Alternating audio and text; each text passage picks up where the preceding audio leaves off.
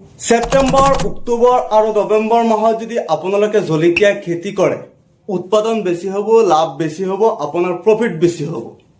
কাৰণ এই 3 মাহত জলকীয়া খেতি কৰিলে লাভ বেছি হয়। সো সেপ্টেম্বৰ, অক্টোবৰ আৰু নৱেম্বৰ মাহত কি ভেৰাইটিছৰ গুটি লগালে বেছি লাভ হ'ব সেই বিষয়ে আজি আলোচনা কৰিম। ভিডিঅ'টো আপুনি শেষলৈকে চাব পাৰে। সেপ্টেম্বৰ, অক্টোবৰ আৰু নৱেম্বৰ মাহত প্ৰথম ভেৰাইটি হৈছে BNR কোম্পানীৰ নতান। যদি আপোনালোকে এই ভেৰাইটিটো লগাই চাব জলকীয়া কেনেদৰে আপোনাৰ খেতিত লাগন দিয়ে। এই ভেৰাইটিটোৰ জলকীয়াৰ কালাৰ হ'ব ডিপ গ্ৰীণ আৰু সাইজ হ'ব 8 সেণ্টিমিটাৰৰ পৰা 9 সেণ্টিমিটাৰ লম্বা হ'ব জলকীয়া। আৰু আপোনালোকে এই BNR কোম্পানীৰ নতুন জলকীয়াটো হাৰ্ভেষ্টিং কৰিব পাৰিব 50 দিনৰ পৰা 60 দিনৰ ভিতৰত হাৰ্ভেষ্টিং কৰিব পাৰিব।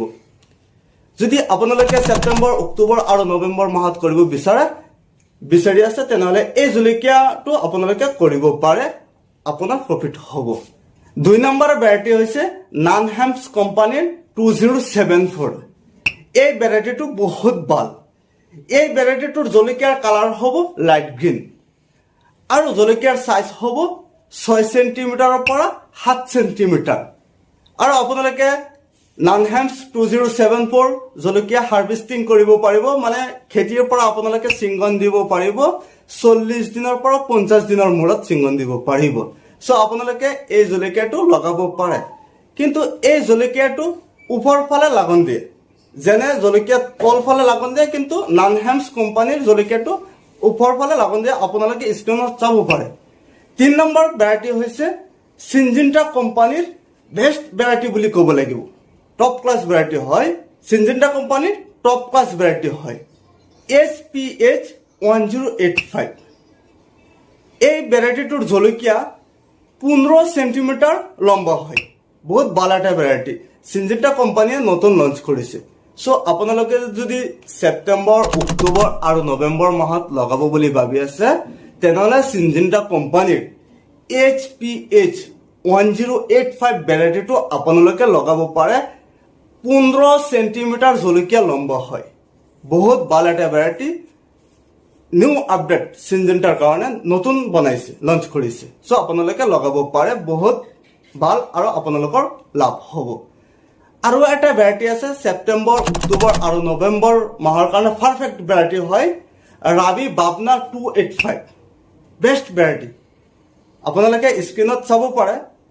সো যদি আপোনালোকে এই 3 মাহত লগাই ৰাবি বাবনা 285 লগাব পাৰে, আপোনাৰ প্ৰফিট বেছি হ'ব, আপোনাৰ লাভ বেছি হ'ব। সো যিকোনো সময়ত, মানে যিকোনো মাহত যিকোনো ভেৰাইটিজ আমি লগাব নোৱাৰো। কাৰণ জলকীয়া খেতি কৰিলে বহুত টকা ইনভেষ্ট কৰিব লাগে। যদি উৎপাদনেই নহয় উপাৰ্জন ক'ৰ পৰা হ'ব? সেইকাৰণে ভেৰাইটিৰ প্ৰতি লক্ষ্য ৰাখি খেতিখন কৰিব লাগিব। সো যদি এই 3 মাহত আপোনালোকে খেতি কৰে আৰু খেতিত বেছি লাভ কৰিব বিচাৰে বা খেতিত বেছি লাভ হ'বলৈ বিচাৰে তেনেহ'লে বেট চিষ্টেম কৰি আপোনালোকে খেতিখন কৰিব। যদি বেট চিষ্টেম নকৰে হয়তো লোকচান হ'ব পাৰে। বেট চিষ্টেমটো আপোনালোকে কেনেকৈ বনাব? 1.5 ফুট বহল কৰিব আৰু 1 ফুট হাইট কৰিব। মাজত নলাটো 1.5 ফুট ৰাখিব। আকৌ ছেকেণ্ড বেট আপোনালোকে দিব 1.5 ফুট আৰু 1 ফুট হাইট মনত ৰাখিব। এনেদৰে আপোনালোকৰ খেতিত বেটটো বনাই ল'ব আৰু মাল্চিং পেপাৰ দি খেতিখন কৰিব। আৰু এটা কথা মনত ৰাখিব, জলকীয়াৰ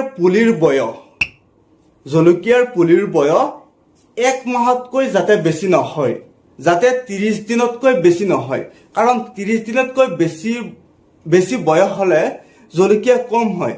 সেইকাৰণে 30 দিনতকৈ যাতে বেছি নহয় পুলিৰ বয়স, 30 দিন বা 25 দিন বয়সত আপোনালোকে প্লান্টেশ্যন কৰি দিব খেতিখনত। ঠিক আছে? যদি জলকীয়াৰ বিষয়ে কিবা জানিবলগীয়া থাকে তেনেহ'লে কমেণ্ট বক্সত জনাব পাৰে। নতুন এটা বিষয়ে আকৌ লগ পাম। সকলোকে ধন্যবাদ।